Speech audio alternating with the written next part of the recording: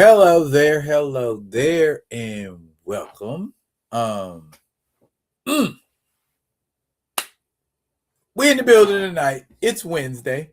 Wednesday mean we gonna go in deep. We gonna do a deep dive into the comic books. I don't know what y'all. Anyway, um, got a couple books. Two that got added at the last minute as of last night. And so we making it do what it do right now. Y'all, I'm gonna let y'all, ooze on in as y'all, oozing. Yeah, as long as y'all, y'all got to know. If you know, you know. Ruby in the building. What's crack-a-lack? Yeah. What's going on? I see. Come on, y'all. Mr. President, how you doing? Black Panther fan group in the building. Hello and welcome, sir. What's going on? What's going down? What you doing? Y'all see what I'm doing. I'm waiting on y'all to, at least a quorum. Or twice a quorum. Yeah, there we go. That's what I was looking for. Cause already, yeah, quiet folk. I see the quiet folk. I see y'all. It's okay. You can come in. This is an interactive forum. At least the way I'm doing it tonight is an interactive forum. I kind of through my visual and my interpretive, I want to give you the clarity and the emotion that I am feeling when I'm peeping these books out. If I put that eloquently enough, it's because I meant to. Anyway, yeah, we got like 1, 2, 3, 4 and 5 and 6 right there. So yeast, yeah, 6 books. DCKO 1 and 2. I think 3. What it started in October. This is December. Yeah, 3 might have dropped today. I'm gonna have to, check my LCS out and find out. Shouts out to Bosco's Comics. That's my LCS. That's I think the only LCS we got in Anchorage. I'm pretty sure, unless it's somebody. Anyways, DC KO 1 and 2. I got the WCW cover. That's yeah.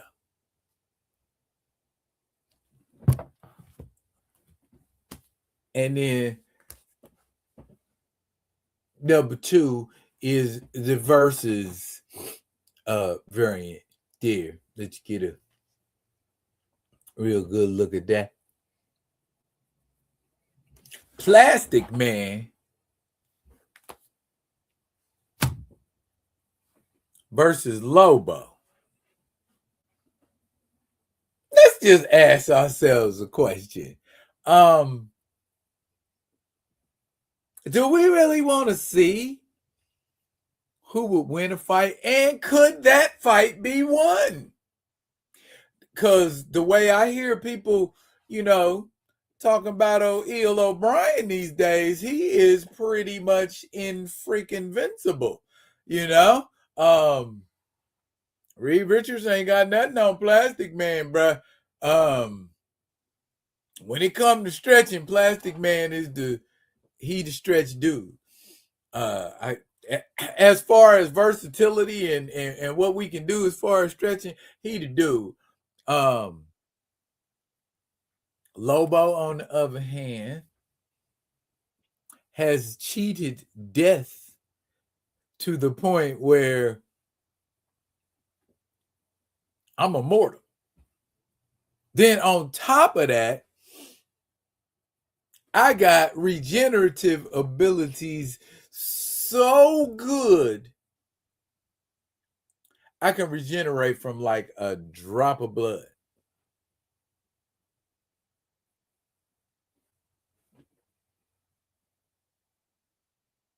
And I'm strong enough to go toe to toe with Superman.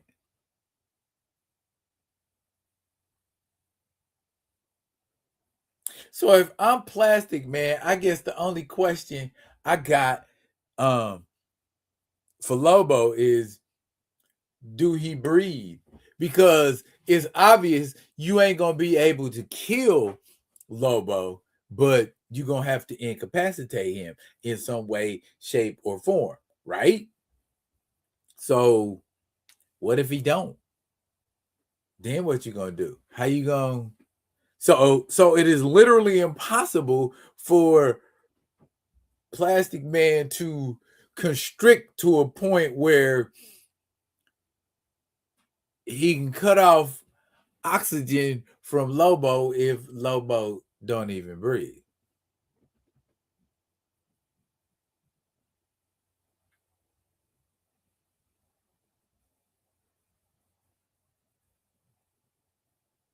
Lobo can't stretch Plastic Man enough to tear him apart. And even if he do tear himself apart, he could put his Plastic Man can put himself back together. He's literally a piece of like clay. You know what I'm saying? And what happened when you heat clay up? It's hard.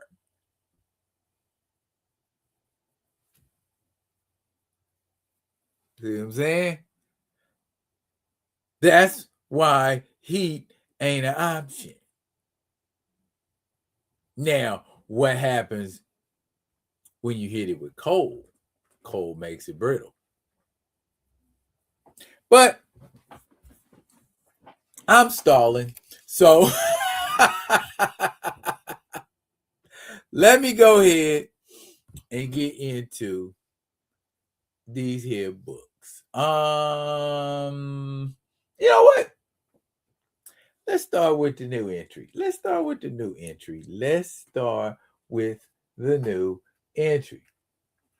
If that's just if you missed the video last night that I did on Absolute Wonder Woman, I did a video issues 13 and 14, and they went kind of like, well, here, we'll give you a look-see. Bam. There you go. That's issue 13. Now, before this issue came out,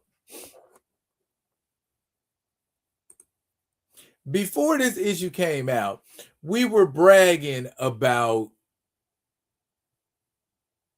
I can't wait to see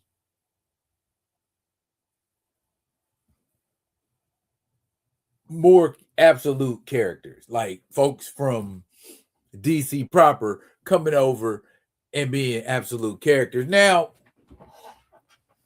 Absolute Zatanna is introduced in this story arc. I won't necessarily say this issue. You get to actually see her in issue 14. And even then, it's just like one frame. But anyway, the story kind of breaks down. Well, I won't say breaks down, but opens up with a conversation between Barbara Minerva and Diana. And they're kind of discussing the relationships between the underworld and Themyscira. And we're basically getting the explanation of the mythos of how Greek mythology ties into a lot of what Diana is and what she experiences in her universe. But also at that moment when they're talking about that, this I guess the best way to describe it, like I did in the video, is kind of like a trouble alert. She's got the Hyron, which is her little Greek headquarters, wired to get broadcasts of when there's like catastrophic events going on and the news is catching it live. That feed is beamed to her right away, and then she takes off and goes straight to the situation and handles it. So In this particular instance, she shows up. First is Reno, Nevada, is the first spot she shows up at. And it's this being of energy. And the being of energy eludes her getting her hands on it because, well, she doesn't actually begin to grapple first. What she does is she whips out the axe and she's like, I'm a hit her with the axe. And so she's like, nah, we ain't doing that. And it's doing nothing to the creature. And so she's like, wait a minute, why did I even lead off with the axe? I don't normally lead off like that. I try to, she's for keeping the peace and whatnot, right? And so the magic attacks her. And we know Wonder Woman, her stock and trade is magic, but the magic just kind of flexes and bucks her down, more or less. So after she gets several tons of rubble dropped on her, the monster just like, I'm gonna leave now. And by the time Diana pulls herself up out of this rubble, it's gone. And this is basically the pattern for 1, 2, 3,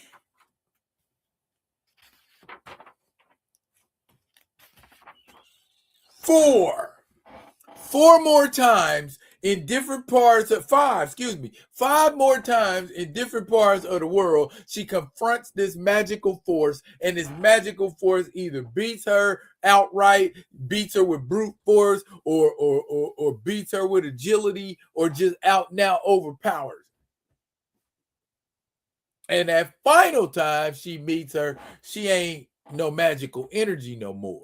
She's like a mirror version. That's the best way to describe it. A mirror version of Diana herself. And that takes us on in to issue number 14, right? She's fighting this thing, and much as we, might surmise, she giving as good as she gets. You know what I mean? If I can pop a little bit on screen here real quick for you. The art, by the way, it's here. I'll just let you look.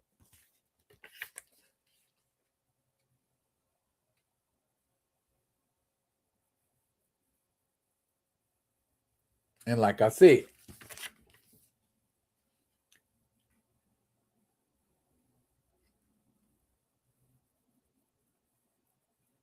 she's giving as good as she gets. What's going on, Theo? My man Theo B in the building. What's cracking, brother? And as she continues to handle this problem, she decides, she's gonna reach in her magic bag, because as we know, Absolute Wonder Woman has a magic bag, and she pulls out a sleep spell, and she throws the sleep spell at this magical force, and the explosion on impact dissipates the evil Wonder Woman. I guess that's what we calling her. And Wonder Woman collapses into sleep. And at that moment, when she's sleeping,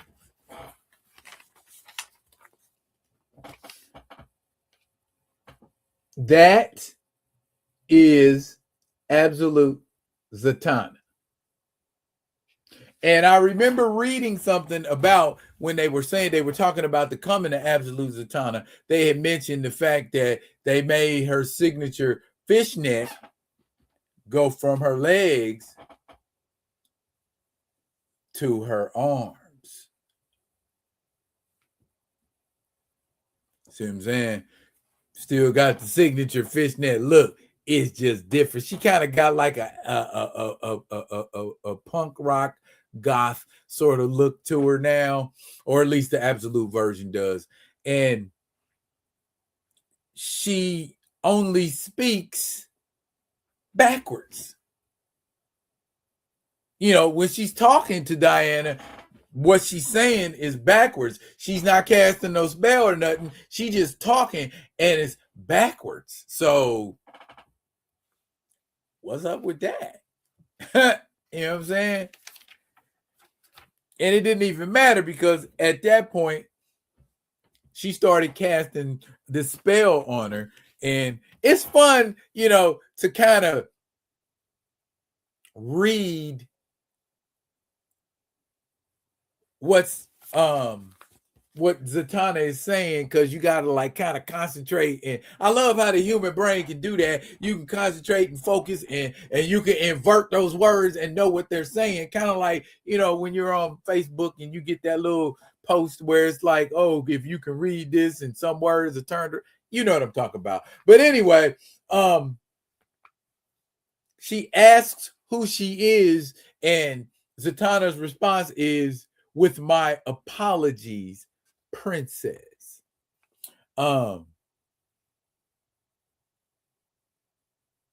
Diana of the Wild Isle, princess of hell, daughter of Circe, last of the Amazons, I bind you to me while in my presence. Your voice is mine alone. And she keeps chanting it. She doesn't say it once. She says it 3 times. 3 times, right? To make it happen, to make it real. Candyman, Bloody Mary. That kind of process. So, man, shouts out to the creative team for pictures and images up to this point. But how does she bind Diana to her? Kelly Thompson continues to tell us this story along with Matthias Bergara on Art Chores. I noticed how it just ebbed. The art chores, they just kind of ebbed right over, what I'm saying, from Sherman to Bergara. And I just wanted y'all to know I noticed. You know what I'm saying? Unless somebody's standing in, you know what I mean? And I'm just, nope. Anywho, though, Diana goes back to the Hyron and licks her wounds. Now, while she's there, they're talking about magic and how can she fight magic, and she thinks she's doomed to die because the creature is her, and she thinks like she thinks and does as she does. But she's like, magic comes with a price. There has to be a price for, this happening. Somebody has to answer for this abomination. Who would you, as being a demigoddess, an Amazon, who would you appeal to? What being, what forces would you appeal to get this corrected? So they did research, you know what I'm saying? And that's what I like about Gia and Etta Candy. They researchers. They like to get in and dig in and open up the tomes and read and find stuff. So they sisters like that.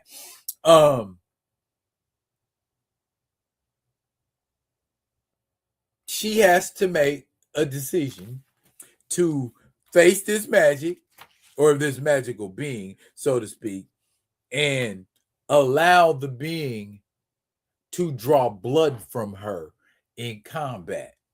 And she uses that blood magic to cast a spell on herself as she is struck dead by the evil force.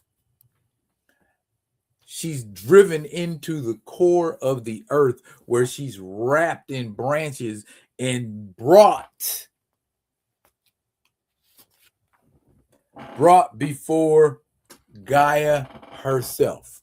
And I like the way Gaia looks. See that little itty bitty old teeny tiny dot right there? That's Diana. Okay. We talking serious business. And you don't know what you're gonna get when you're dealing with Greek gods.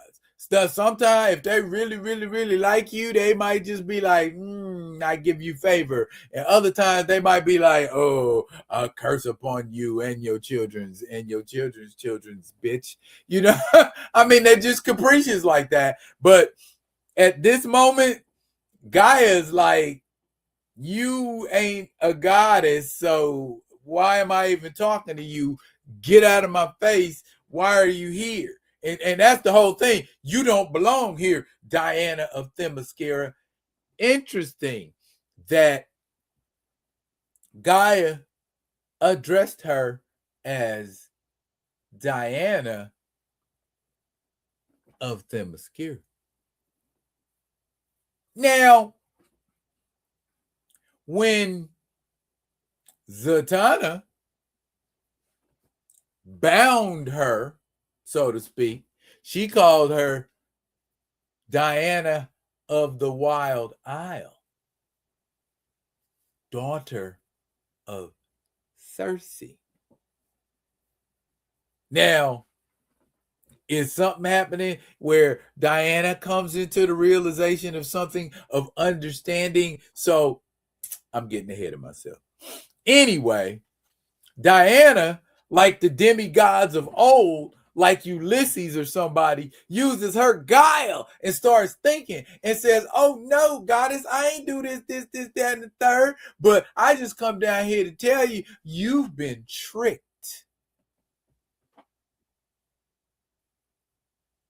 And we all know gods don't like to be tricked, because she even says it. I think I read it here. So, oh, here. See?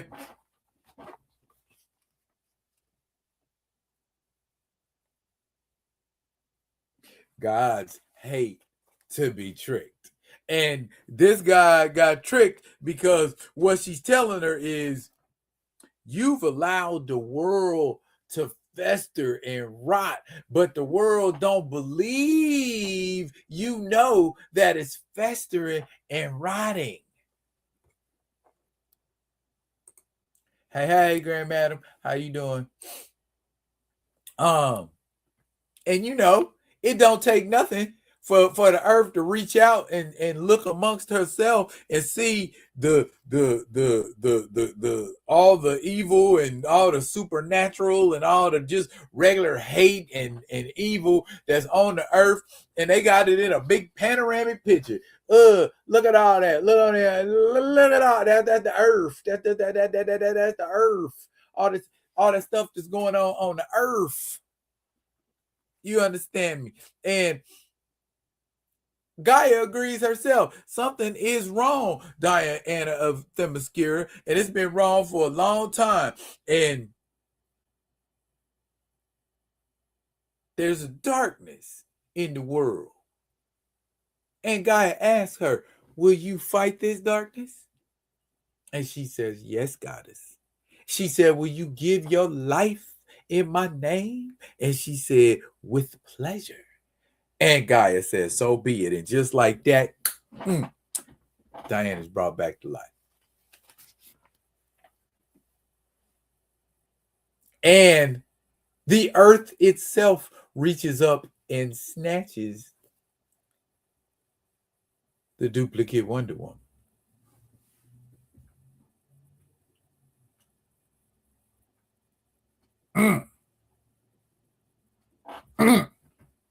So we learned two things from this comic book. Number one, magic can definitely affect Wonder Woman just as much as she makes it affect other people. Number two, we found that Diana calls on the goddesses and gods of old to amazing effect. I can call on a god and I can die and I can tell that God, hey, I do this for you. I give my life. Okay, I'm bringing back life. That's some shit. That's all I can say. That's some shit. And some other things are jumping off. She's seeing stuff in the feed about someone who's been committing serial killings in Gotham City that bears the mark of Hecate that Diana wears on her arm. So that means she's got to go to Gotham City.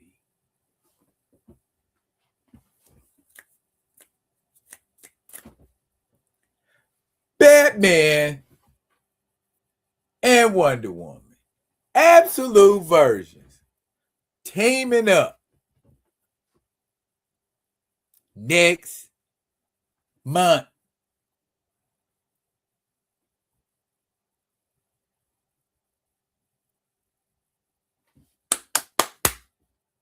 Where's the excitement? Y'all ain't excited? Y'all ain't hyped for that? Bruh. Absolute Batman. Absolute Wonder Woman. Same book. Same time. Same book. Same time. I already seen pictures and I can answer the question for you. They standing eye to eye.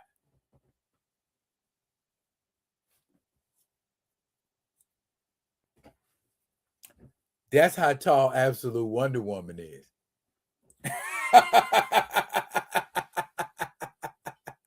They looking each other in the face. You ain't towering over me, bruh. You got them big old ears, but that's about it. So yeah, I'm really excited to see what's gonna be going down with Absolute Wonder Woman. And are they gonna? Ooh, I thought they were just going to. Well, if it goes down in true superhero fashion, there has to be a huge misunderstanding first. And that's when they scrap. But I mean, Bruce ain't never dealt with magic before. You know what I'm saying? She pulled something out that bag and just, nah, you know what I'm saying? But then at the same time, Bruce might be able to neutralize that bag in some way, shape, or form. But do he really want to go axe for axe? Well, we'll find out who axe got the more hacks. Ooh, bars. Yeah. They probably ain't gonna have like no knockdown, drag out kind of fight. But if they, well, you know what? I'm not gonna say that. Because number one, Batman is straight brutal, and number two, Diana is as brutal as she needs to be. So, in other words, Batman only got one speed. Ha, ha, yeah, ha, ha. You know what I'm saying? If I ain't hitting you with that axe, I'm beating you with my cape. You know, you know what I'm saying? I'm running over you with an earth mover. You know what I'm saying? He doing what he got to do. Diana, on the other hand, is more like, hey, I'm coming like this, and this is what I'm trying to find out. Oh, we punching each other? Oh, when I'm punching back. Oh, we pulling out axes? Let me reach in my bag. I'm got an axe too. Oh, you throwing things at people? Okay, well, I got a potion I can throw at you too. So when it escalate, she escalate to whatever level, you know what I'm saying, we need to be at when it's time for the scrapitations to go down. Did I just make up a bunch of words? Yes. Yes, I did. I made up a bunch of words. But I do that a lot. So get used to it. All right. On to the main event, I guess is the main. Well, for me, I got a lot of questions. And I need y'all to be interactive with this next part. Y'all with me? Y'all gonna be interactive? All right. DC KO. Okay. All right. First of all, if you were like me and you saw this in your LCS, you might have automatically been led to believe, so DC universe is fighting each other, so it's DC knockout.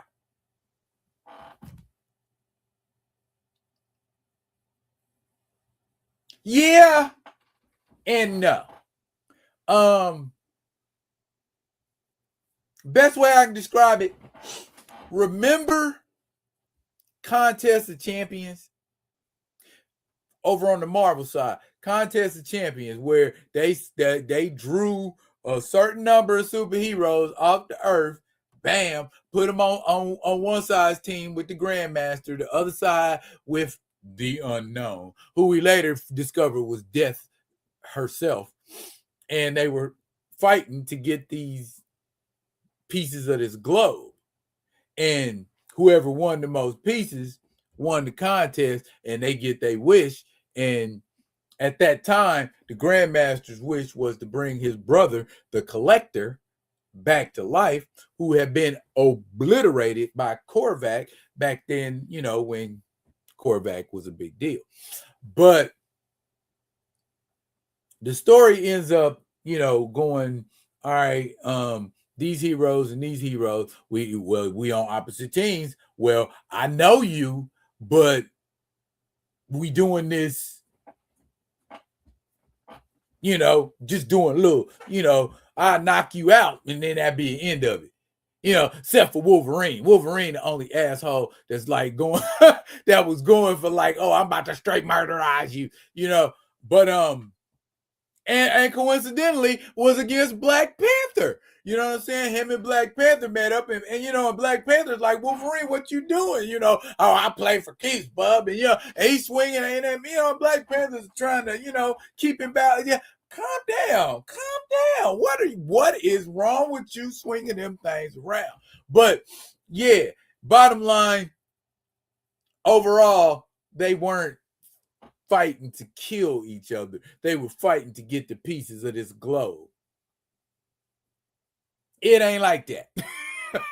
Not with DCKO. The only similarities is superheroes fighting each other and supervillains. But it's supervillains in there too. Because what happens at first,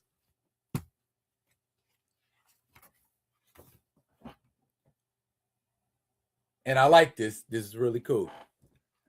Lois Lane invites Bruce and Diana over to the house for game night.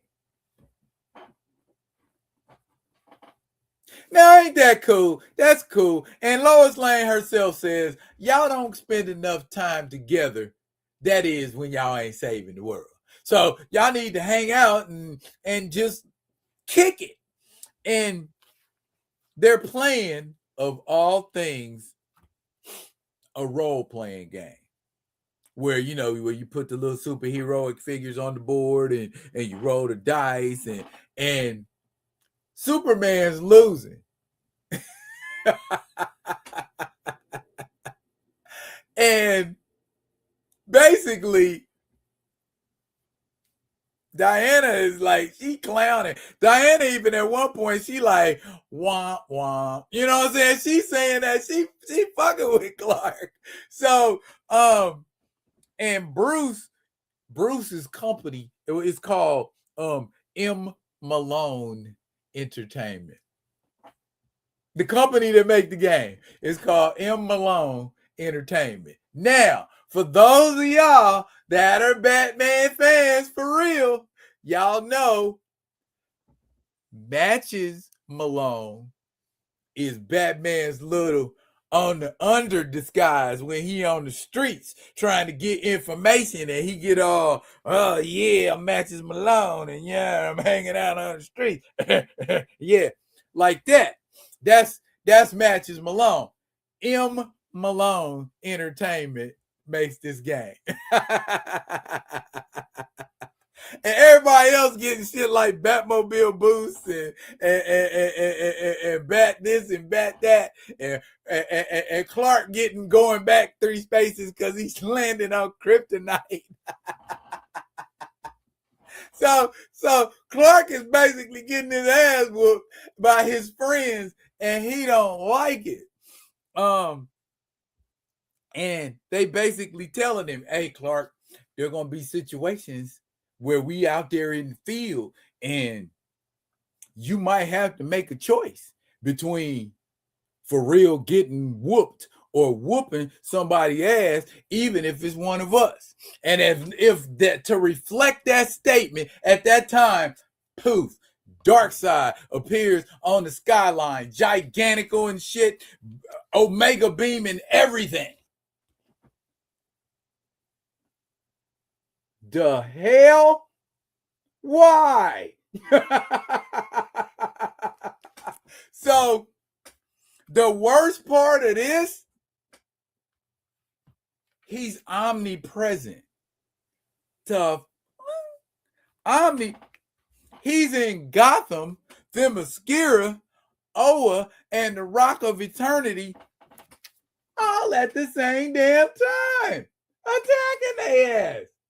What in the... Bruh.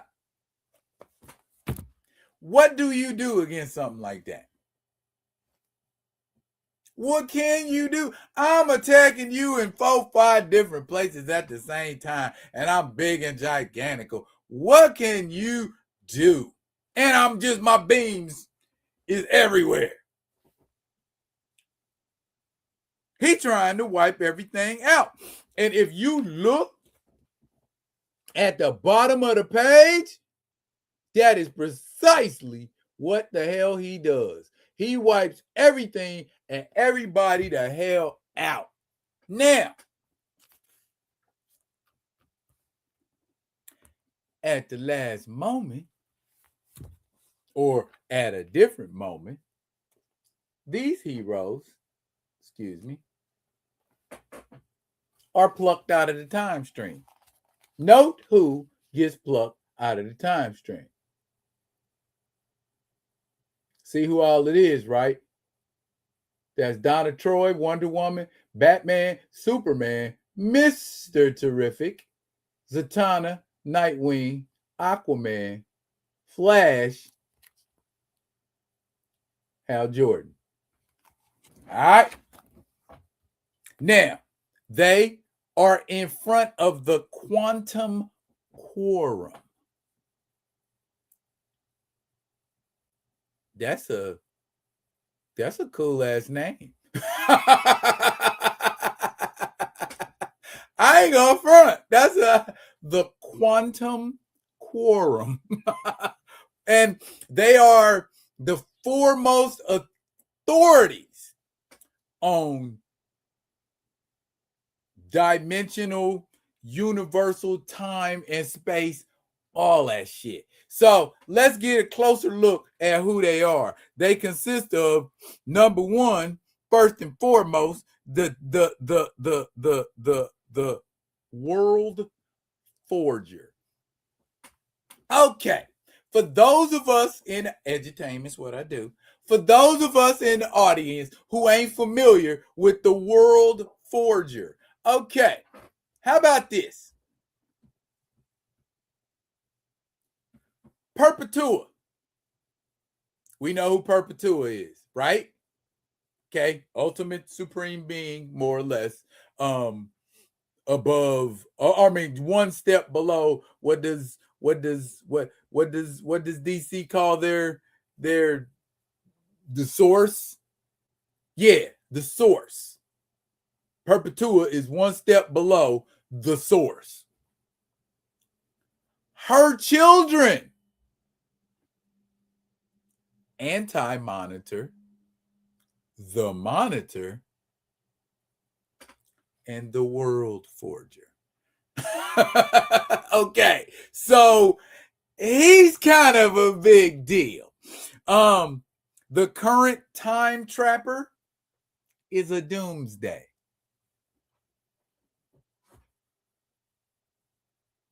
I'm going to say that again. The current time trapper is a version of doomsday. Yeah, that killed Superman. That doomsday. With time and space manipulating powers. Just imagine if he wanted to beat up Superman right at that moment.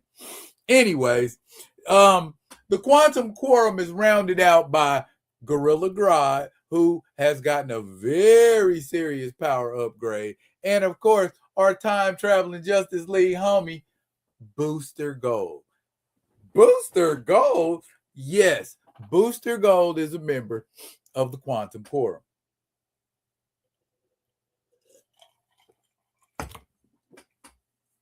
Excuse me, I had to wet my whistle.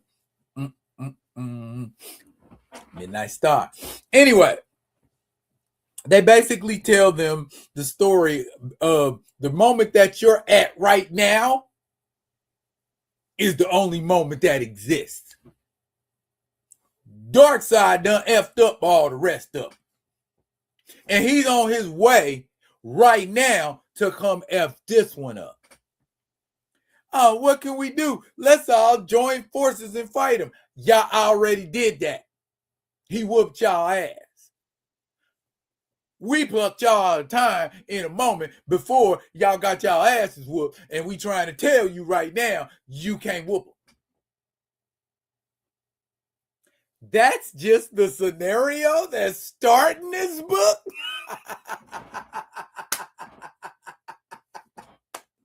I'm only 5-6 pages in. That's already the situation. This is serious. And y'all all that's left. Ain't no other moment left. You can't win. Let's go from there.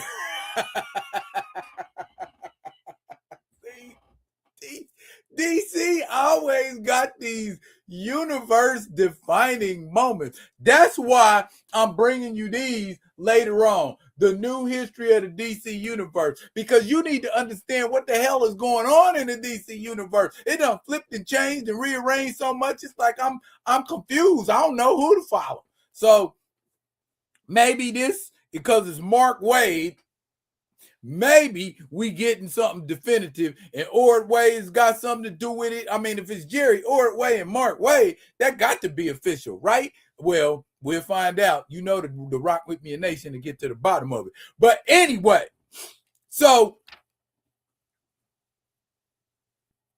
Diana gets the idea to say, we should become like him. We should be like, no, and you get your asses whooped because y'all don't have it in y'all to be like him. So he like, and the time trapper and the world forger through time and space actually show them this shit. You know what I'm saying? So they seeing it in real time, looking at it like, ooh, that's crazy. That happened to us. And the reason Darkseid is able to do what he's able to do is because there are two types of energy in the universe.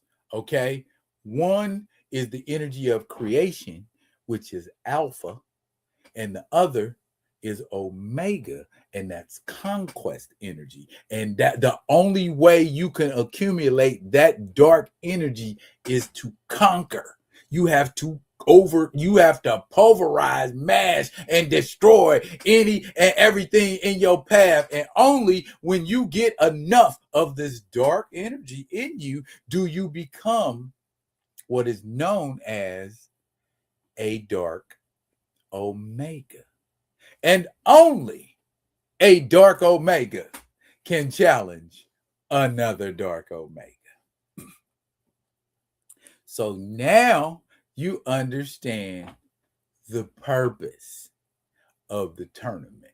The tournament is to decide who got it in them, who got the necessary testicular fortitude to get down for the sake of the universe. Now I tell them, what's good, my guy? We in the building. We just chopping it up about this here, this KO issue number 1. I got them in the middle of that there. Now, basically, they get about, well, before they agree to do it, Clark is like, I quit. I ain't doing this. I ain't. Superman.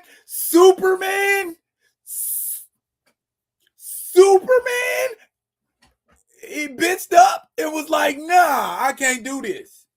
Now, here's the reason why Superman said he couldn't do it.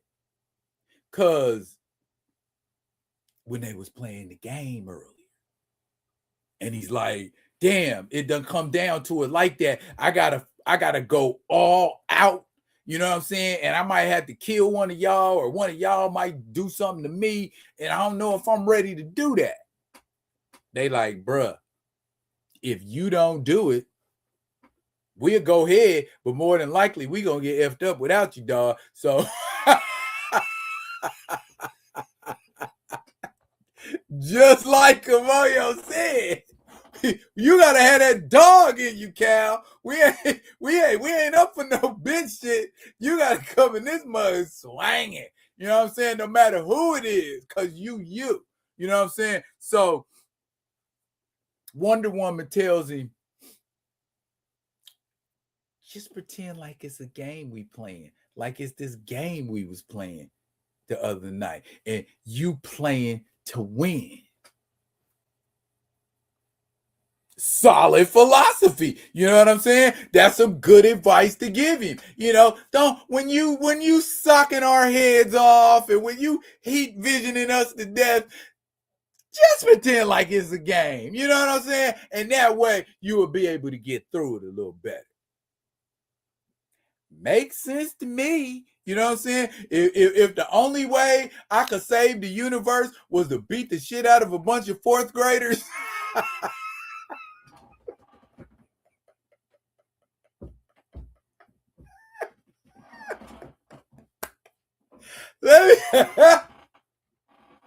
Let me tell you something. I would not feel good about doing it. But if it's for the sake of the universe, y'all little 4th graders are getting drugged.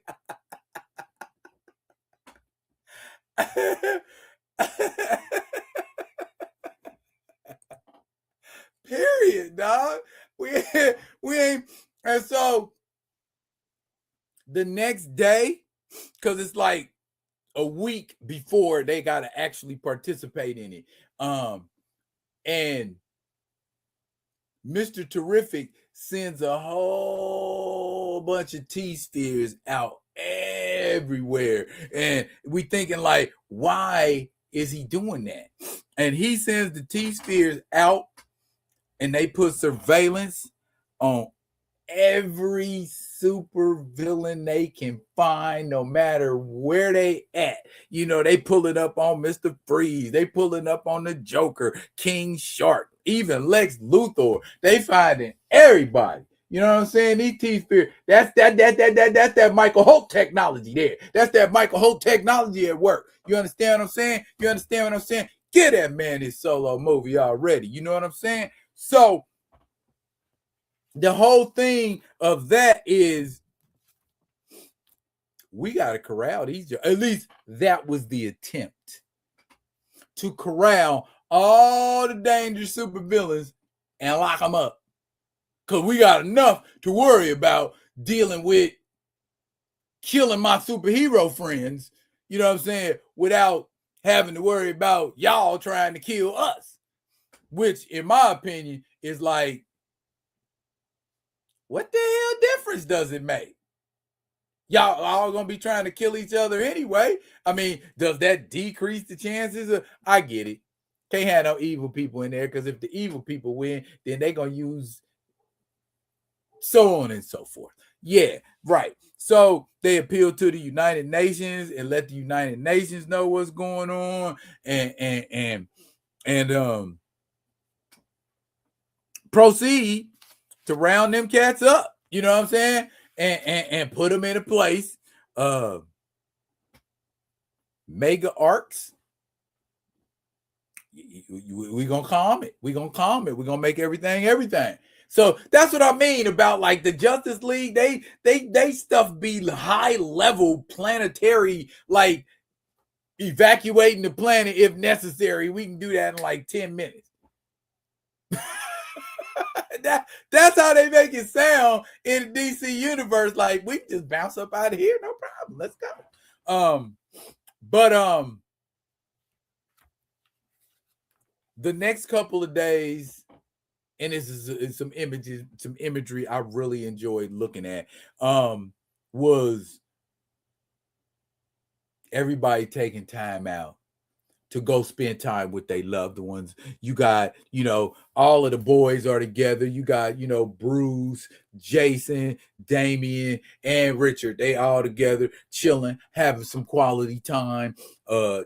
Diana and Donna go back to Themyscira and kick it with their Amazon sisters. You see as an image of Jefferson Pierce, you know what I'm saying? And he's out there with his kids and his wife and his family. They have a little barbecue in the back. Hal, John, and Guy get together at their favorite bar. They having a drink. Lois and Clark are kicking it with Kara and Connor, and they all hanging out. It's lovely little imagery. Hey, this is the last time we might kick it together, y'all. So let's fix some of that barbecue that you like to make, and you know what I'm saying, and make that potato salad. This might be the last time I get to potato salad. So that kind of thing. Everybody's saying bye-bye. And so on the 5th day, everybody start preparing. Batman. He's bringing up Justice Buster number 2. Diana. God Killer armor. Awaken. Okay. Cyborg. Father box upgrade. Go. What you gonna get with a father box upgrade? Oh shit. And Superman put on some wraps. That's all the weapon Superman need is some wraps, right? Like a boxer, right?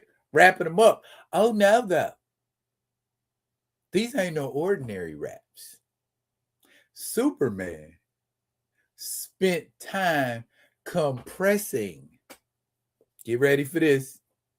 Compressing stars, suns into the weave.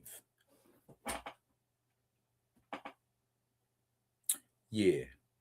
So now you got Superman's power behind the power of a star. That's one hitter quitters. Superman should be, you know what I'm saying? He should be one hitter quitter and everybody out this piece. But as we continue on, we find out that it don't go down that way. The next day, the superheroes have to fly through the dimensional nexus that would normally take you to Skartaris. Now, for 500, who knows what Skartaris is? I'm waiting for the answer. Y'all gonna have to give me the answer. I'm waiting. Skartaris. What is Skartaris? Don't nobody know what Skartaris is? Oh, y'all wasting time looking it up? Okay. Well, if y'all struggling that bad, okay, I'll give you a little hint. Travis Morgan.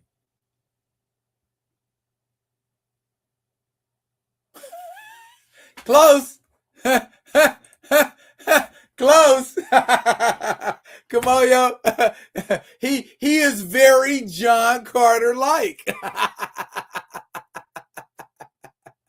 Yes, Scartaris is the world where Air Force pilot Travis Morgan ends up crashing and decides to take on the lifestyle of that land and call himself the Warlord.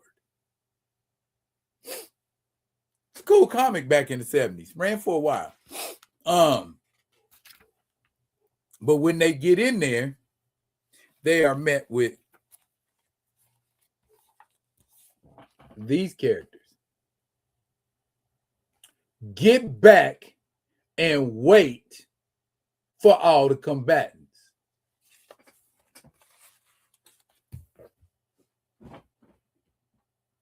We don't give a damn who you are, Superman.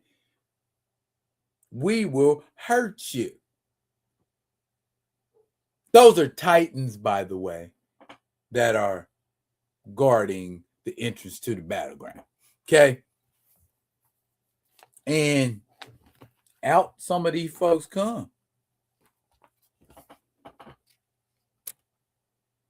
Look at Plastic Man back there in the back. He said, what are we playing? I'm with it. Diana got the God Killer armor. Bruce in the Justice Buster. And Swamp Thing looking pretty damn vicious. So, folks know the stakes. They know the stakes. They ain't playing. They coming to do the damn thing. Now, guess who pull up?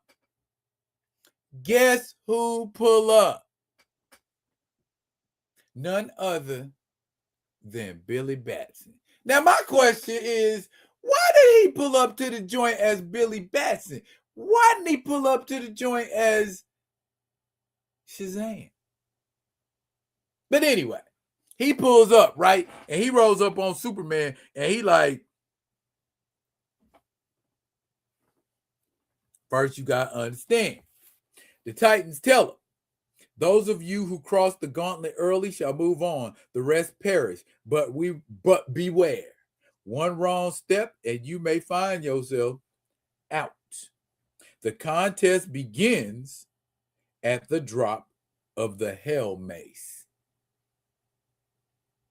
Well, looks like we finally get to see who wins, Superman or the Captain.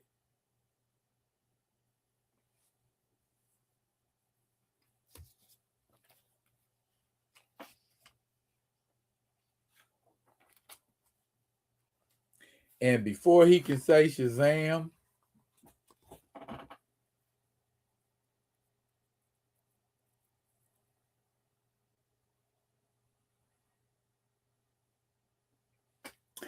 Billy Batson got battered. He didn't get to say Shazam. He would get ready. He said, Shablam. Done. Damn. Well, we ain't gonna see no Superman versus Shazam.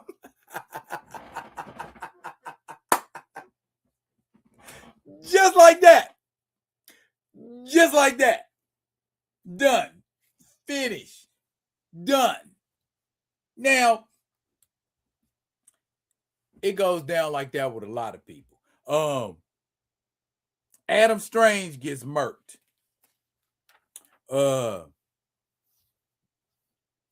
The Jay Garrick Flash is up in here doing a little bit of damage.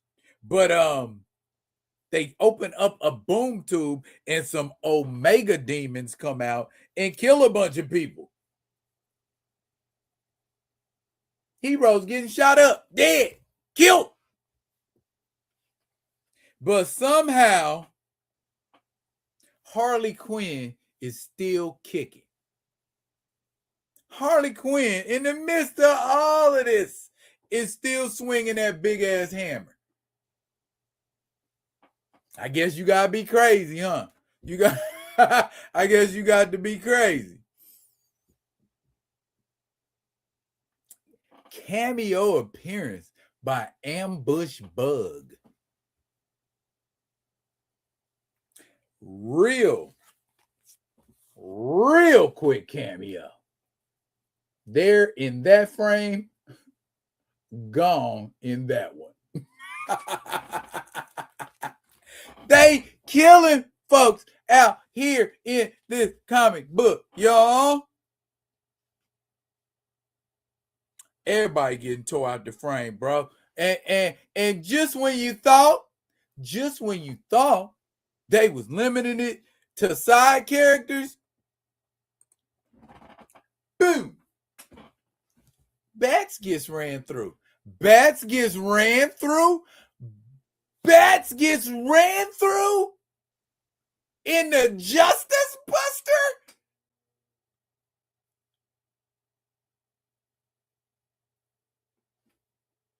Who could come up with such hardware?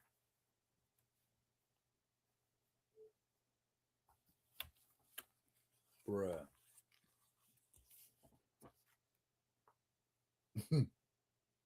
The Joker, bruh.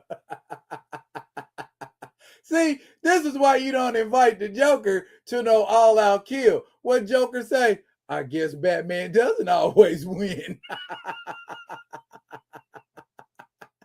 And he's flanked by any number of nasties, Giganta, Lex Luthor, King Shark. They like, oh, we want some of this too. We want in. We get to kill folks that we don't like, that done threw us in jail 18 million times. We down like 29 flats. And so it goes. You get this. Who will be crowned King Omega? Or let's do it like this.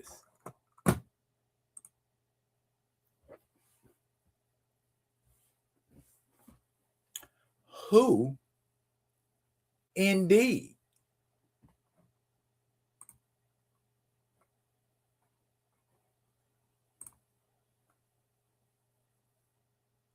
Look at here, y'all.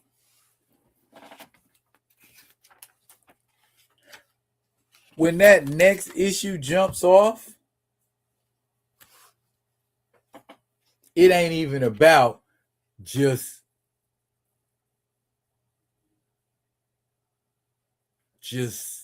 oh, what you say, now tell them.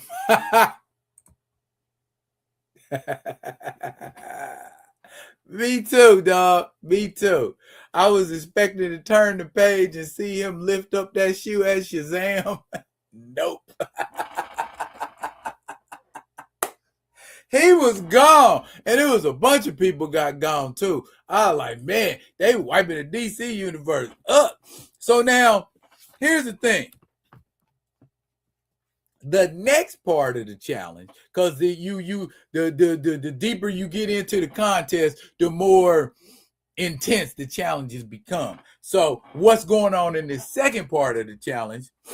You got to collect the artifacts of your allies and your enemies. Okay.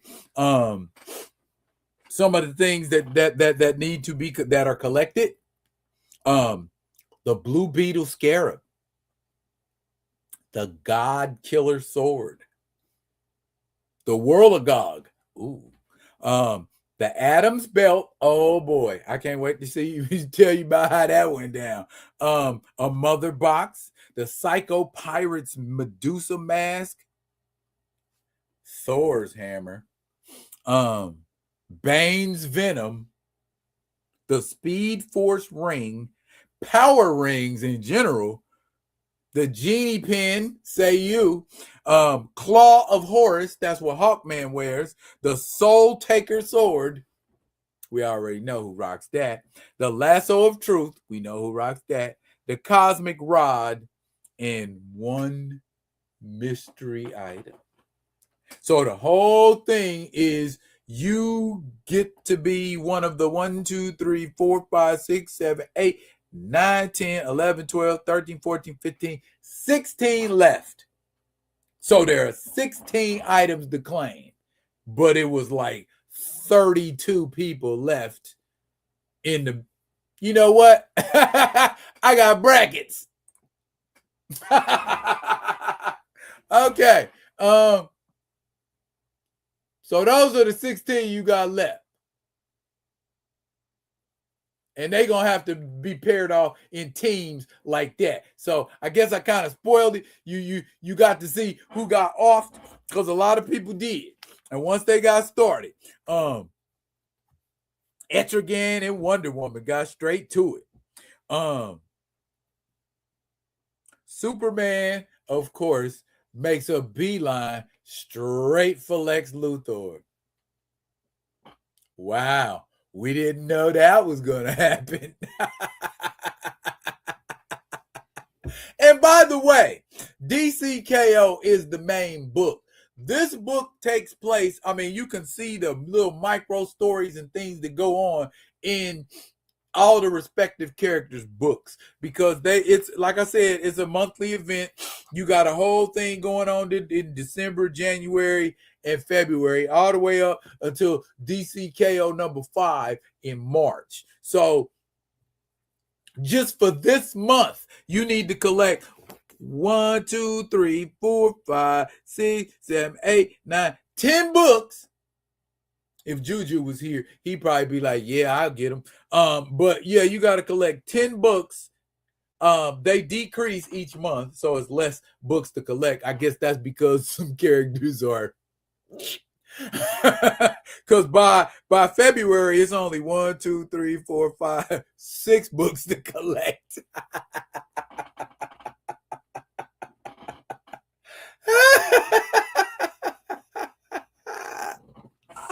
Oh, you know, you in for some ish. The book that killed Shazam and Batman off in the first issue.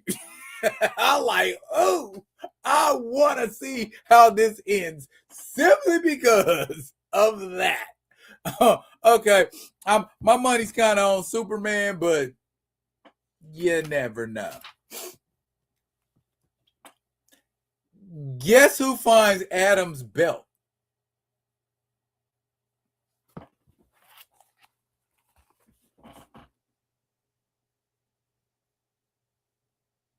And he grew big.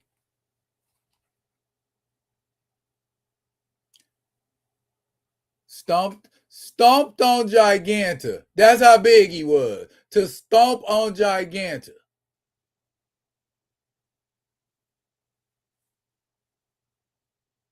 And put them two in his mouth and chew on them.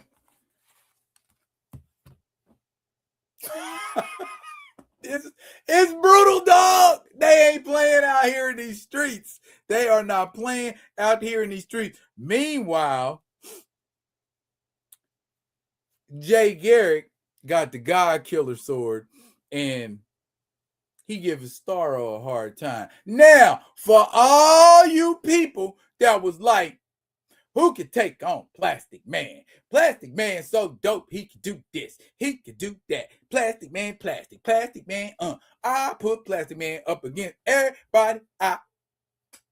Ladies and gentlemen, I give you one Rex Mason, a.k.a. Metamorpho the Element Man.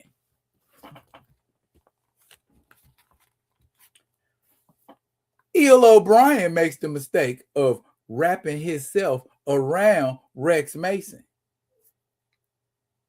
Get off of me, O'Brien. Sorry, Rexy. In preparation for this shindig, I got to upgrade.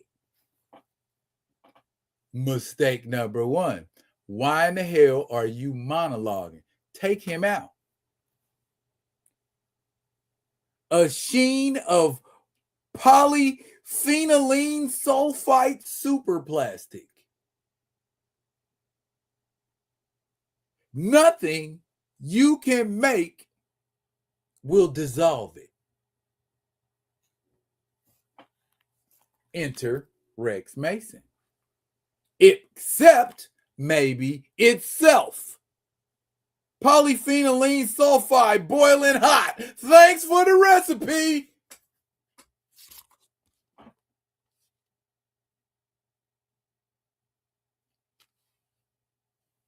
Cook the out of Plastic Man.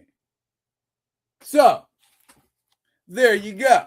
That's one way to deal with Plastic Man. And it's going down. Folks are getting offed and offed and offed.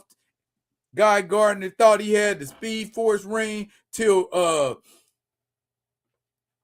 Harley Quinn bust him in the head with that hammer.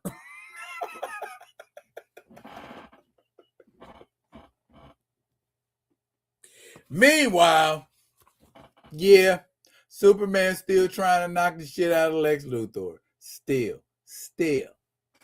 That you can set your watch to that type is. Anyways, though, after a while,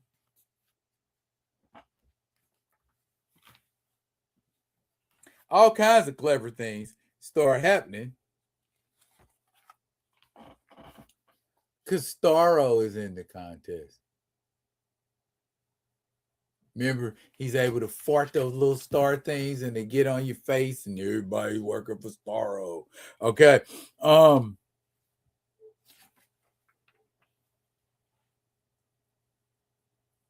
But we got Zatanna, who frees Diana, who picks up the hammer of Thor.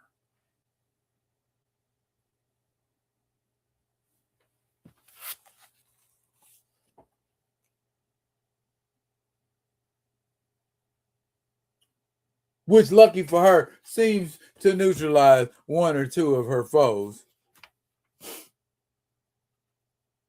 Bottom line, Vixen going at it with King Shark. King Shark said there ain't nothing you can do that'll get through me because I'm a shark. How about a megalodon?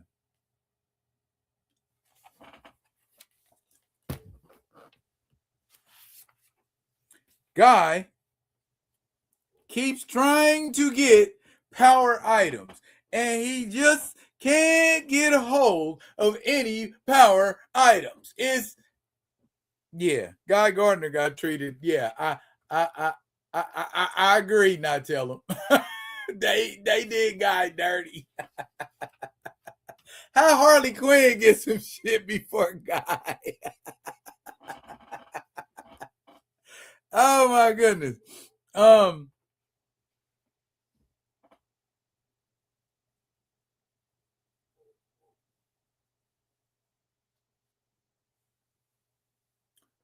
Lex Luthor, and you should love this one, Theo. Lex Luthor got the Black Power Ring. Oh, but wait, there's nobody dead to affect. Yeah, there is.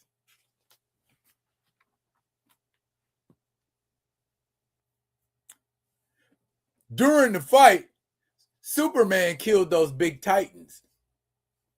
So, guess who Lex Luthor was able to resurrect? Them big giant titans. And Superman mad. He mad as hell. Meanwhile, Kara has got the Psycho Pirate's mask. Captain Adam is hitting her with some red sun energy. Meanwhile, Superman going to handle that. You see what I'm saying? It's banging. It's a guerrilla battlefield, I guess is the best way to describe it. Now, you know what that 12th unknown weapon was? The Omega Sanction.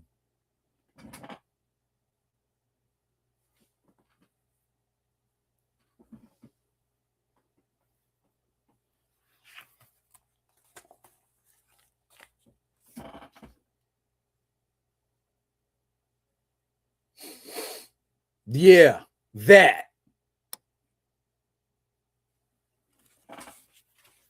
like like Soups ain't OP by himself.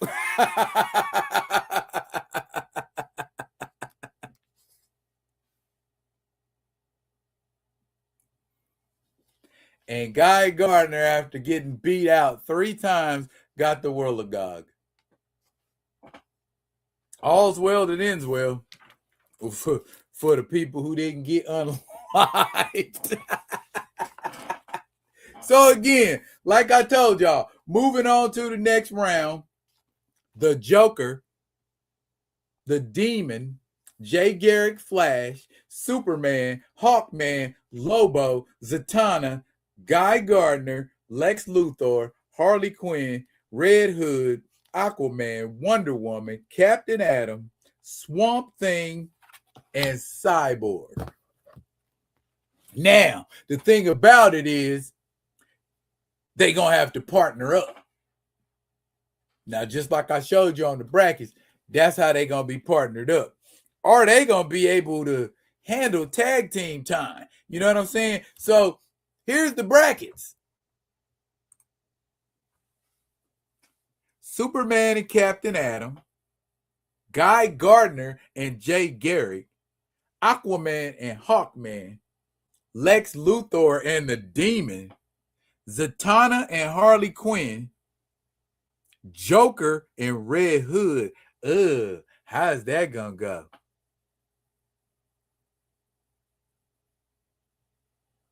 Swamp Thing and Cyborg, Lobo and Wonder Woman.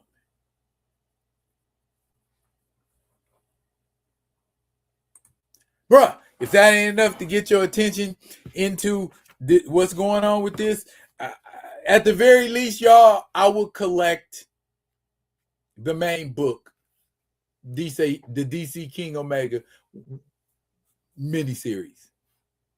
You'll still be able to be up with what's going on. And they got the checklist in each book. So if you feel like I need to go out and buy these other books so I can get some more context for this particular thing, do it like that. But as far as, you know what I'm saying, buying all 125 issues or however many it is,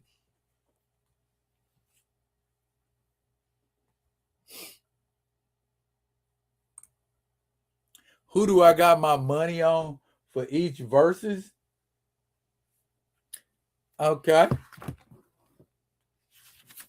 Let me see.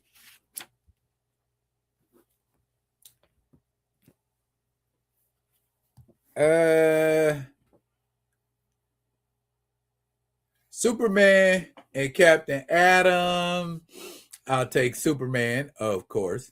Guy Gardner and Jay Garrick. I'll take Guy Gardner. Aquaman and Hawkman. Give me Aquaman. Lex Luthor and the Demon. Give me Lex Luthor.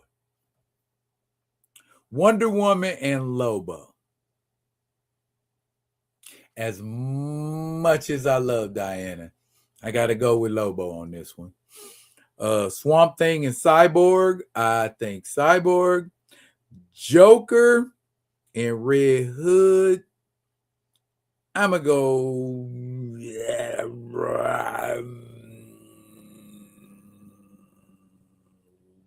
Joker. And Zatanna and Harley Quinn. That better be Zatanna.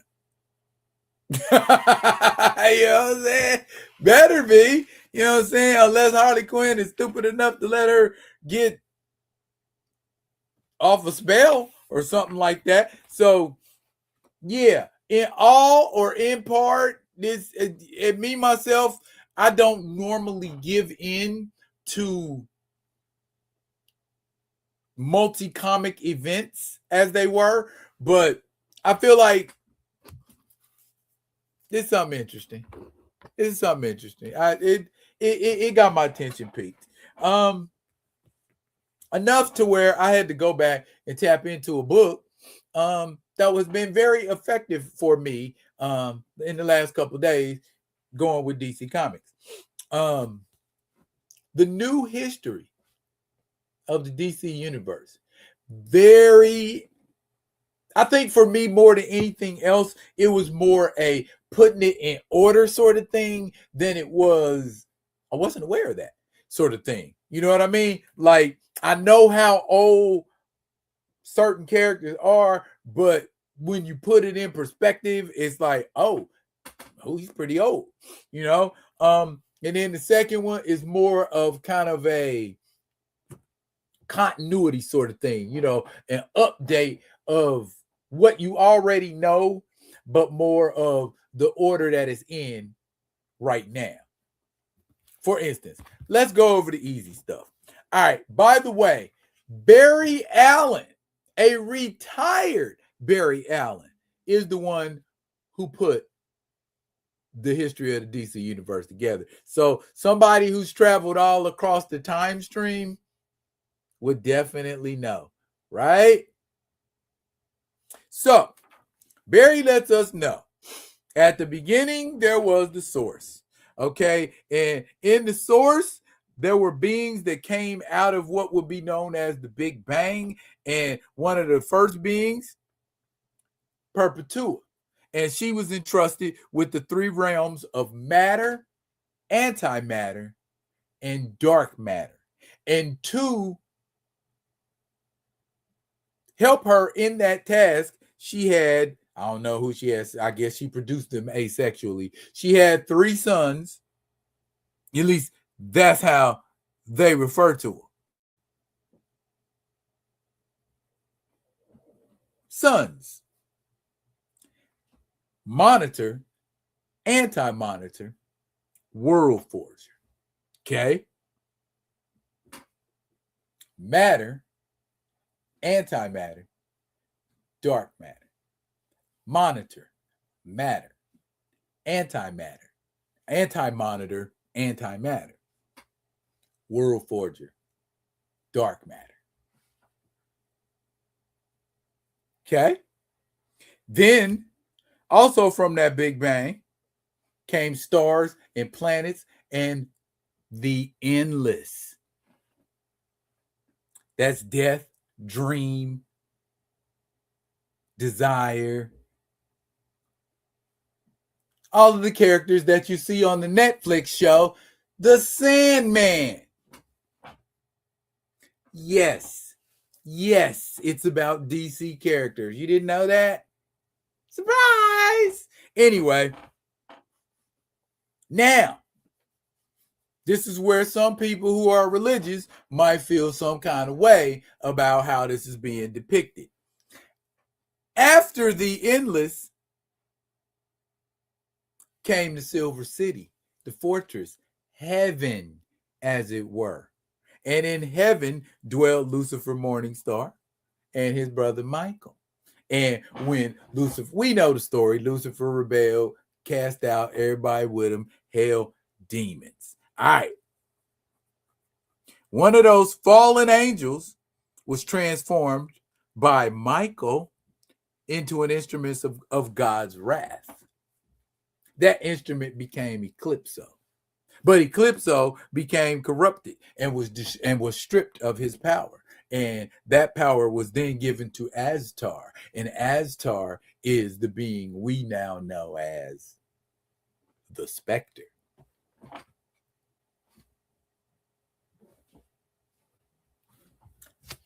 The Spectre is that old. And then shortly after that, we got the Guardians of the Universe. And the Guardians of the Universe started to bring order and things of that nature to the universe. And in order to police the universe that they had helped bring order to, they created the Manhunters. No one escapes the Manhunters. Remember them? On the Justice League TV show. Yeah, those guys. Now, because they were robots, they didn't have the power to reason. They couldn't make those moral decisions that a sentient living being could. And because of that reason, the Green Lantern Corps was born. Yes, the Green Lantern Corps has been around that long. Now, some of the members of the Green Lantern Corps broke off into factions. They broke off into two factions. You had one faction that were the controllers, and the controllers became what is now known as the Dark Stars. And then the female versions of that race became the Zamarons. Star Sapphire, yeah, all that. Now, at this time, the old gods and the new gods went to war and destroyed their respective worlds. They were reborn again as new gods and apocalyptans. High Father, Dark Side, Big Barda, Orion, Calabac, and of course, the only minority character, our first minority character in the DC universe, the Black Racer. Chronologically, the first black character in the DC universe. Also, Earth started to flourish and life came from Earth. One of the life forms that came from Earth was Yggdrasil, the tree of life. And from the tree of life came the parliament of trees who generated the green. And the green has a protector that is known as the Swamp Thing. Not Alec Holland. There have always been Swamp Things. It's a legacy character. Okay. Meanwhile, there's Atlantis and the king of Atlantis, Arion. How many people collect the Arion, son of Atlantis? That was around that time. What's that, like 40,000 years ago? Or is that about where we're at right now? The Great Deluge, the flood that wiped out everything and sunk Atlantis. Atlanteans were reborn anew, and they were aquatic. Meanwhile, dimensions split, and you had Skartaris. Became part of a different dimension after the deluge. So Skartaris has been around quite some time. Now, right about this time, you started to get cavemen. So that puts us at about 25,000 years ago. And then we got Anthro. And Anthro is defending the bear tribe from savage cavemen. Speaking of savage cavemen, Vandal Savage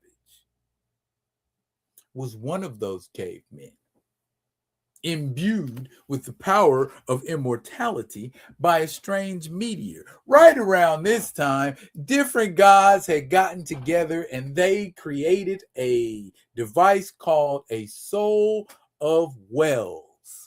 The Soul of Wells reincarnates spirits and puts them into a different body, different life, but with the same memories. In essence, you know who you are and where you came from.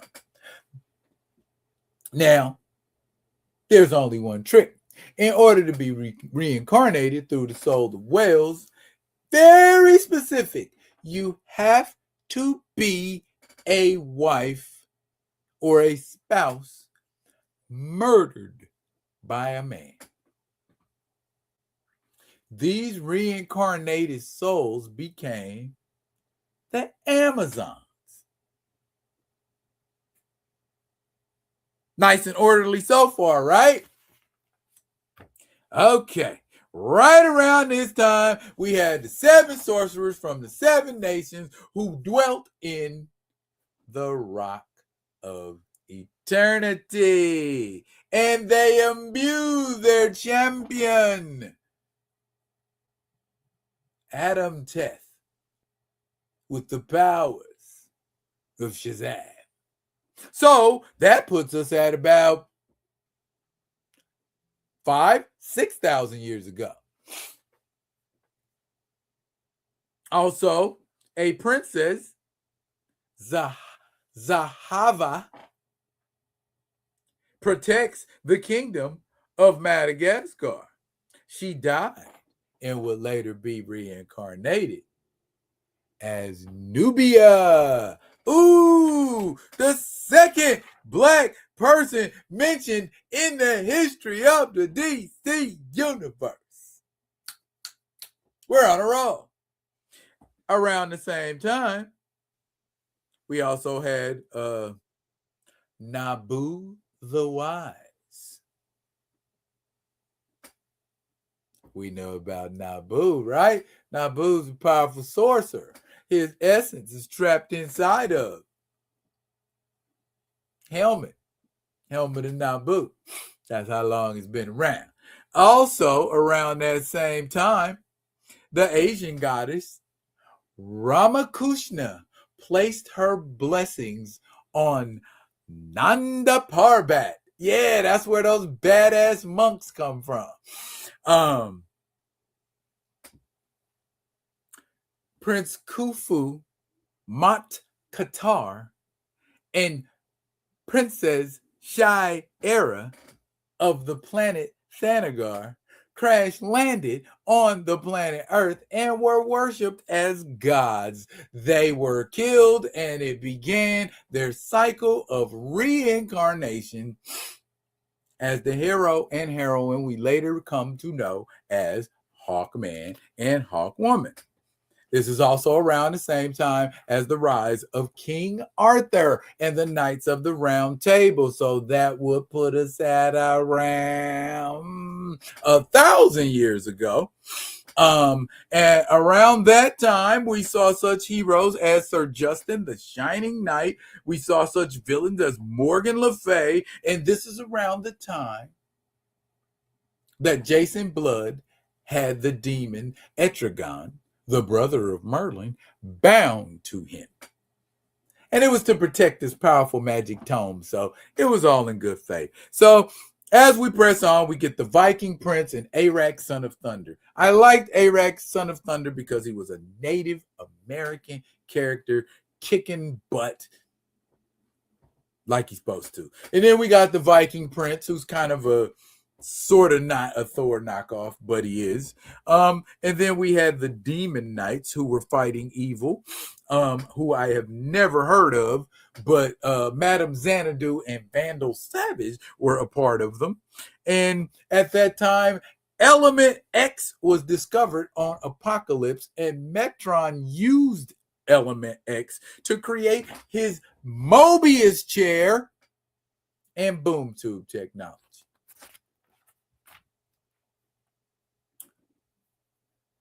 The rise of a man named Ra's al Ghul is being spoken of. So it's about 700 years ago. Around the same time, an extra-dimensional power crash landed in Africa, and it was not Wakanda. It made the gorillas super intelligent and gave them telepathy. And so they created technology to protect their city. That's Grodd's people, for those checking. Then at this point, there were a series of pirates and buccaneers. And right around this time, the Frankenstein monster was created. And then we're on to the Revolutionary War.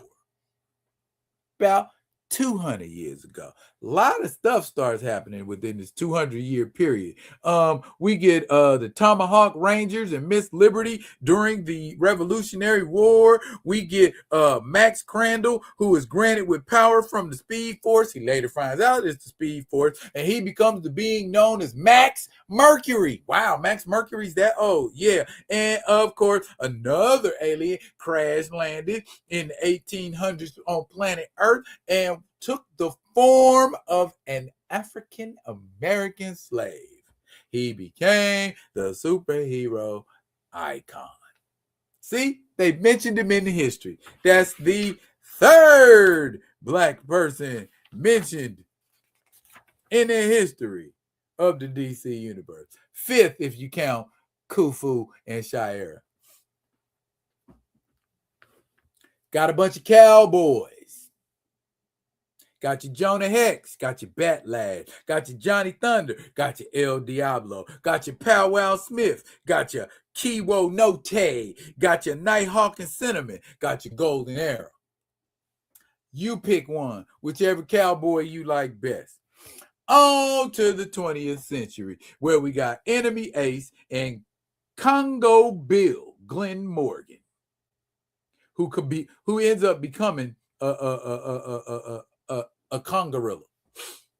Then we got Dream. Remember Sandman? Dream from the Sandman show. He got captured. Then Kent Nelson reawakens Nabu, and Nabu teaches him magic because he's an ancestor of somebody that Nabu liked or some such sort of thing.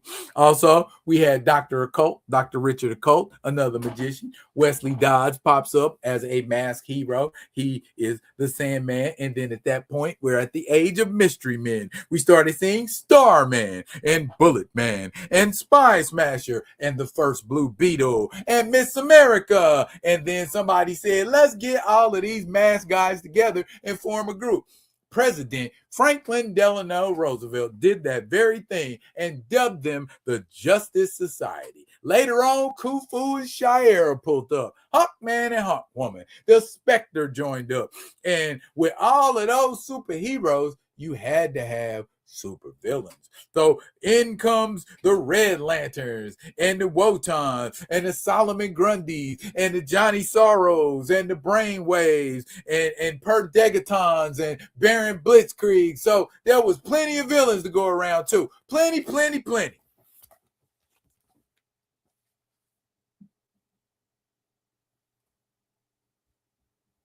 I like Baron Blitzkrieg's outfit.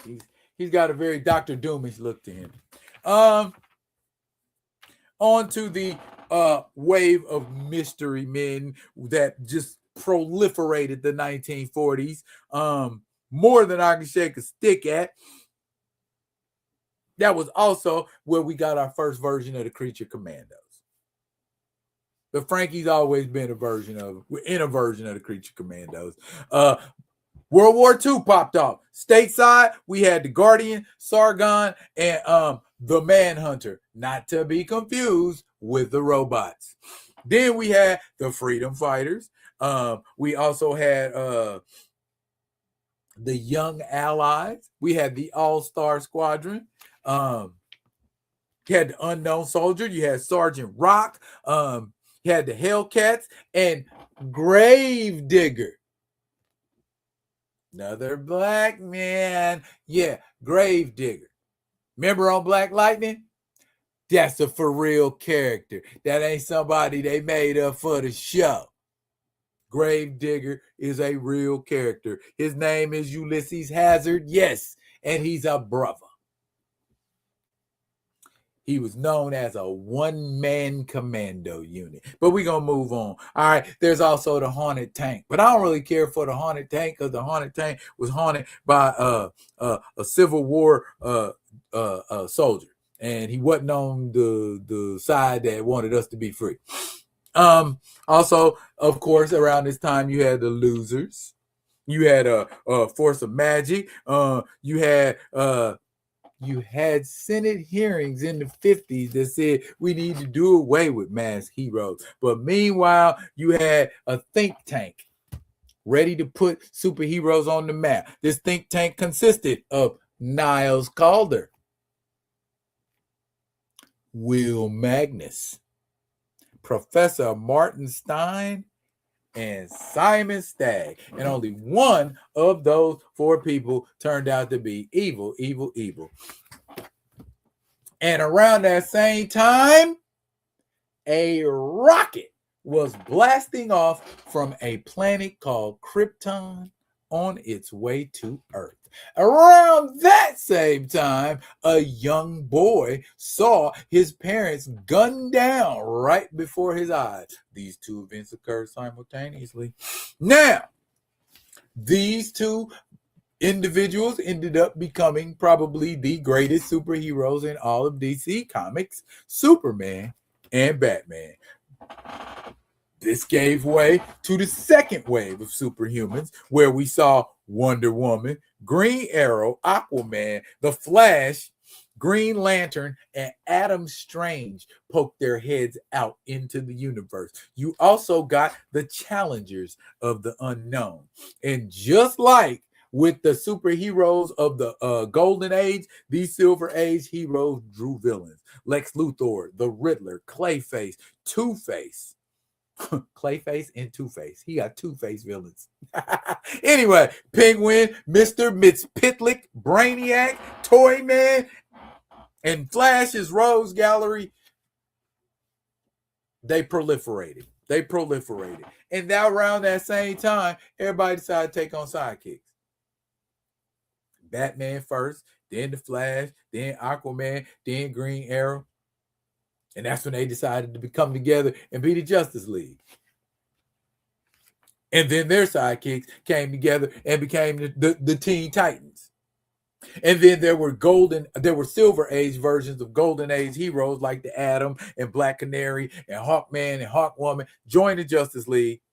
And then the Golden Age heroes met the Silver Age heroes. Then you had Metal Men. Then you had the Doom Patrol. Then you had Magic come out and proliferate everything.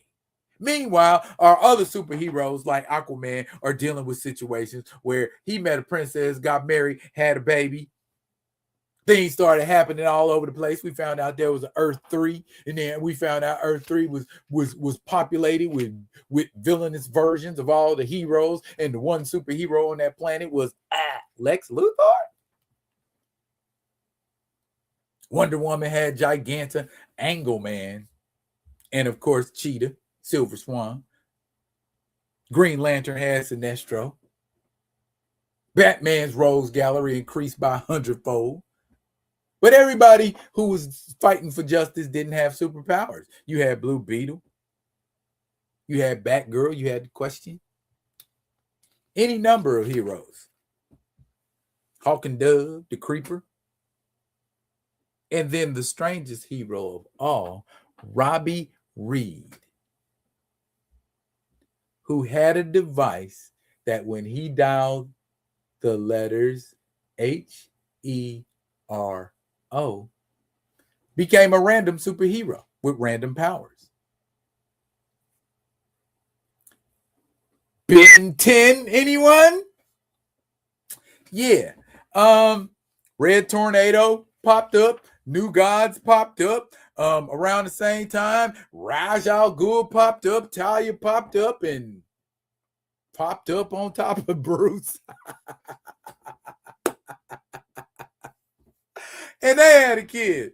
And then there were more Green Lanterns like John Stewart and Guy Gardner. And Nubia was charged with guarding the entrance to the Soul of Wells. And martial artists popped up out of everywhere. You had Richard Dragon. You had the Bronze Tiger. You had Lady Sandra Wusan Shiva.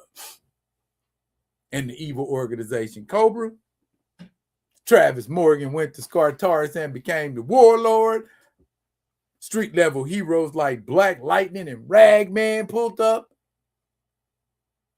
Black Lightning.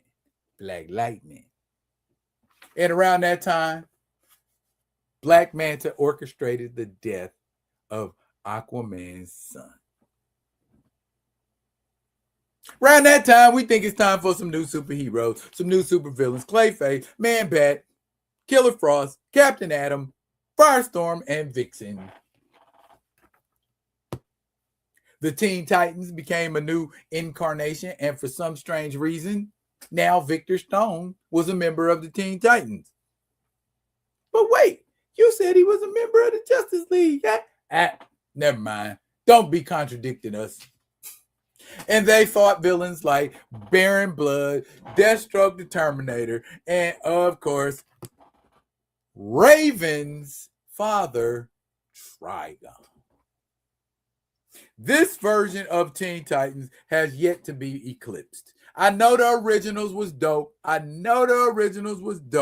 But Robin, Kid Flash, Starfire, Raven, Beast Boy, Wonder Girl, and Cyborg are the best incarnation of Titans ever. Love them, love them, love them. Absolutely. And then around this same time, Robin becomes Nightwing. We get the vigilante, Adrian Chase from the Peacemaker, but in comics continuity, he's a judge. Yeah, a guilty, innocent judge, jury, and executioner. The first vigilante, Adrian Chase, killed himself out of guilt for what he did, killing all them people. See, he wasn't nothing but a Punisher who punked out. Anyway, around the same time, Batman broke away from the Justice League, formed the Outsiders, and then we got the Justice League nearly disbanding, but that was around the time when Aquaman said, "Bump it, y'all want to leave? I'm gonna take on a whole new group of Justice League, and I'm gonna have the Martian Manhunter with me, and I'm gonna take Elongated Man, and we're gonna have Zatanna with us, and then when all of them quit and leave on me, we're gonna get this off-brand named Gypsy and Vibe, and that off-brand, and we're gonna bring Vixen in to try to make it look good, but it ain't gonna work." And and that's around the time we get Crisis on Infinite Earths. A lot of people died, including Barry. So that's around the point you got to stop telling the story, at least until the next issue. So you think you got a better understanding of how the DC universe works? Nope. There's a whole bunch of galactic universe, multiversal affecting scenarios coming. And we ain't even got to the meat and potatoes yet because we all on some other stuff. But look here, y'all. Dang, hour and 47 minutes. This was a long one tonight. But double issues, double the fun, double the edutainment. I was happy to bring it to you. And y'all make sure y'all check out DCKO, man. For real. This book is doing things. It's got me excited about DC in a way I haven't been excited about DC in ever. I don't think. But y'all pull up tomorrow night for the Thursday live where we will be talking a few issues, catching up on some new comics, and what action figures I will be premiering this weekend. Also, y'all, I wanted to take the time to let y'all know I appreciate the folks that rock with me. And when y'all keep rocking with me, y'all subscribe to the page, but share it with other people and let them know too. Because when I get to 1,000, man, the blessings I am about to bestow upon the people who rock with me shall be abundant beyond compare. Let's do 1,000, y'all. Let's do 1,000. Wow. Let's do a band. All right. I'll be at y'all tomorrow night. Same real time, same real channel. Rocking on some new stuff, but you ain't going to be getting nothing but edutainment. That's it for now, y'all. But fret not. I will be coming at you with another one of them other ones. And until I do, y'all be good. And be good to each other. Your man is out.